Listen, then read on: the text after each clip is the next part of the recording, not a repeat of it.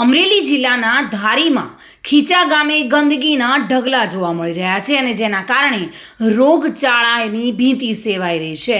ધારી 5 કિલોમીટરથી દૂર આવેલું ખીચા ગામ એક સમયે તાલુકાનું શ્રેષ્ઠ ગામ હતું, પરંતુ હવે ધણી ધોરી વગરનું આ ગામ જ્યાં જુઓ ત્યાં ગટરના ગંદા પાણી ઘર સુધી પહોંચી ગયા છે, જેના કારણે મચ્છરના ત્રાસ વધી રહ્યા છે અને ડેન્ગ્યુ અને મલેરિયા, ટાઇફોઇડ, ઝાડા ઉલટીના રોગથી લોકો પીડાઈ રહ્યા છે। ગ્રામ પંચાયતને વારંવાર રજૂઆત કરવામાં આવી છે, પરંતુ આ પ્રશ્ન ત્યાંનો ત્યાં જ જોવા મળી રહ્યો છે।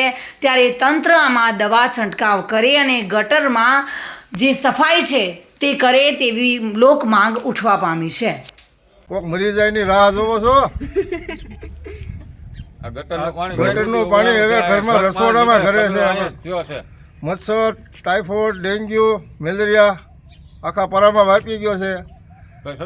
કોક મૃત્યુ પામે એની રાહ જોવો છો? ગ્રામ પંચાયત ધ્યાન આપતી નથી। સરપંચ અમારે કોઈ છે નહીં, તો અમારે કરવું હું? અહીં અમારે હાલવાની જગ્યા નથી, ચોમાસામાં હલાતું નથી।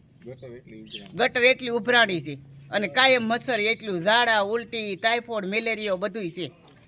ગ્રામ પંચાયતમાં તમે અરજી આપી? હા, ગ્રામ પંચાયતમાં અમે અરજી આપી છે, કોઈ ધ્યાન દેતું નથી, કોઈ જોવાય નથી આવતું।